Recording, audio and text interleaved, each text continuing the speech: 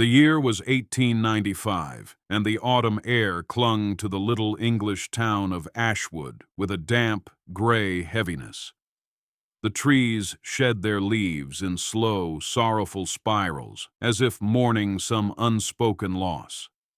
Eleanor Whitfield, a 26-year-old historian with ink-stained fingers and a stubborn glint in her eyes, stepped off the stagecoach.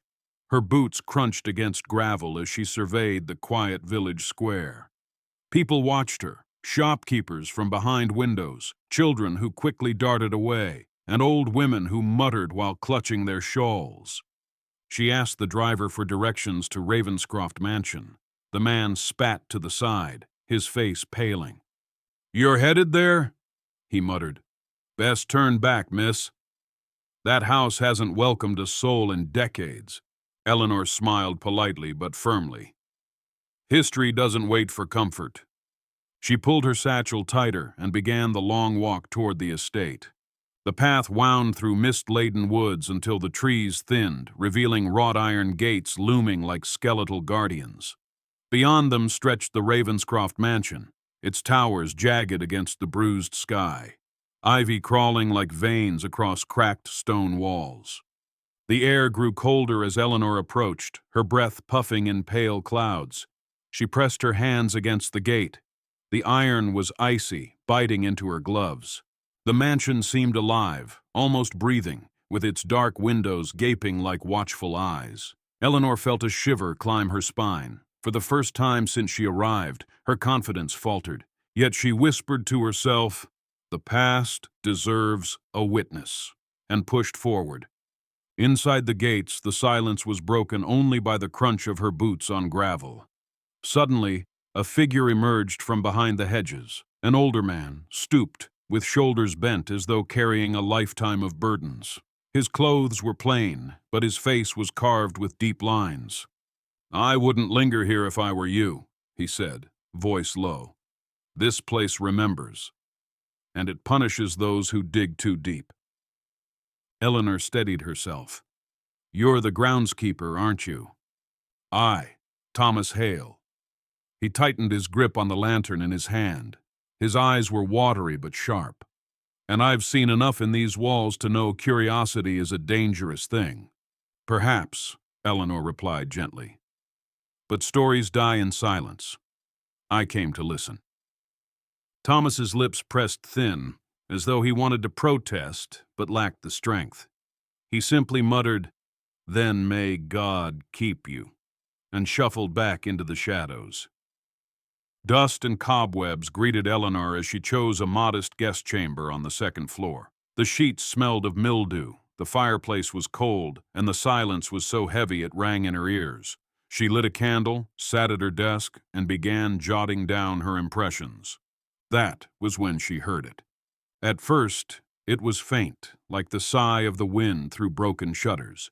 But as she stilled her pen, the sound sharpened into sobbing, thin, childlike, and achingly sad. Her candle flickered. Eleanor froze. The sound drifted through the hallway, fading, then swelling again. She stood and whispered, "Hello?" But her voice only echoed back to her. No reply came, only the quiet, pitiful sobbing that seeped into her bones. The next morning, Eleanor forced herself to explore the eastern wing of the house. Shafts of weak sunlight filtered through broken windows, catching on torn drapes. She pulled back a heavy curtain and gasped. A portrait stretched nearly floor to ceiling, covered in dust. The stern woman in black lace stared down at her with cold, painted eyes. A single pearl necklace gleamed at her throat. A brass plate beneath the frame read, "Lady Margaret Ravenscroft, 1822 to 1878. Eleanor stepped back. The woman's gaze felt alive, following her across the room. She shuddered, whispering, "What did you do here, Lady Margaret?" The mansion's library was immense, though time had not been kind to it. Mold crept across warped shelves, pages were yellowed and brittle, and the smell of decay hung in the air. Eleanor's lantern revealed one journal still intact, tucked behind cracked leather volumes. She opened it carefully. The handwriting was jagged, almost frantic. October 1862. Mother grows colder with each day. She speaks of purity and punishment, of sins that dwell within children. I fear what she intends. I fear for my sisters. The journal belonged to Henry Ravenscroft, Lady Margaret's eldest son. Eleanor's chest tightened as she turned the fragile pages. His words grew darker, filled with dread and desperate prayers. Through Henry's journal, Eleanor pieced together fragments of the past. The Ravenscroft children had suffered in silence. One entry read, "Little Clara would not stop crying last night. Mother said she must learn obedience. By morning, she was gone. They say she fell from the staircase, but I know what truly happened." Another, "James wandered too close to the pond. They say he drowned, but I saw Mother's hand on his shoulder just moments before." And the final, "Emily. She vanished. No body, no grave. Only Mother's smile, tight and cruel." Eleanor closed the journal, her hands trembling. The sobbing she heard that first night no longer felt like imagination. It was grief echoing through stone. Later, Eleanor found Thomas trimming dead branches in the garden. His hands shook as he worked, though whether from age or memory she could not tell. "Thomas," she began softly, "what happened to the children?" His shears froze mid-cut. Slowly, he turned, his eyes glistening. "They were never accidents." His voice cracked. Lady Margaret was relentless. She demanded silence, obedience, and when they defied her, she made them pay. Eleanor swallowed hard. "And you? What did you do?" Thomas lowered his gaze. "What I was told. I was a boy myself then, too afraid to speak, too weak to fight. I carried water, I locked doors, I looked away." The weight of his confession hung heavy in the air. Guided by fragments from Henry's journal, Eleanor ventured into the mansion's cellar. The air grew damp and sour, stinging her throat. At the far end stood a heavy iron door, its surface rusted and scarred. A thick chain hung through its lock. Eleanor pressed her ear against the metal. At first, there was nothing, only the hollow stillness of underground stone. But then, faintly, came the sound of breathing. She stumbled back, clutching her lantern. "Impossible," she whispered. Yet something deep within told her that behind that door lay the mansion's darkest truth. That night, Eleanor did not sleep. She sat in the hallway, a single candle in her hand, its flame quivering. She whispered into the silence, "If you are here, show me. Tell me your story." The flame bent sharply, as if a breath passed over it. Then came the sobbing again, this time nearer, threading through the corridor like a living thing. Footsteps followed, soft but unmistakable, padding just beyond the reach of her light. Her heart thundered. She gripped the candle tighter and whispered, "I am listening." The sobbing ceased. A stillness settled, but Eleanor felt it. The mansion knew she was there, and it had begun to respond. The following morning, Eleanor searched the drawing room, driven by a nagging instinct. She tapped along the walls until her knuckles struck something hollow.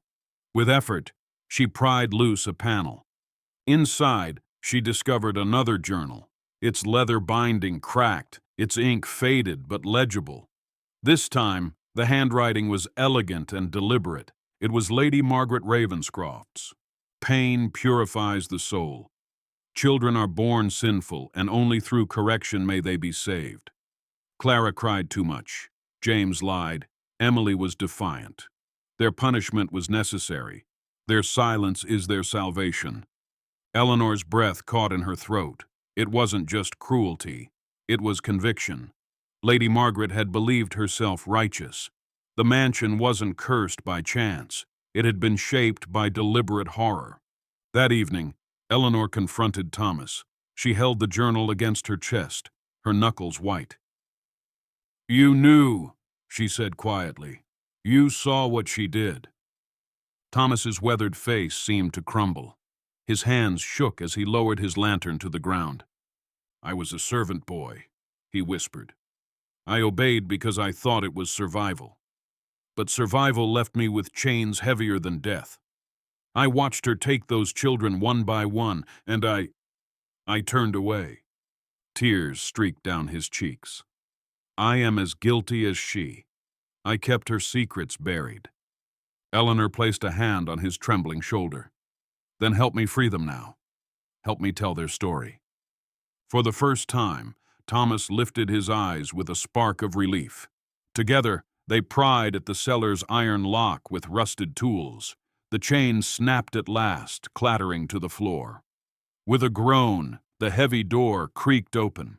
The air inside was suffocating, thick with damp and rot. Eleanor's lantern illuminated shackles fastened to the walls and a thin cot shoved into the corner. But what made her knees weaken were the carvings etched into the stone, desperate words scratched by small, trembling hands. Forgive us, Mother. We will be good. Please, no more.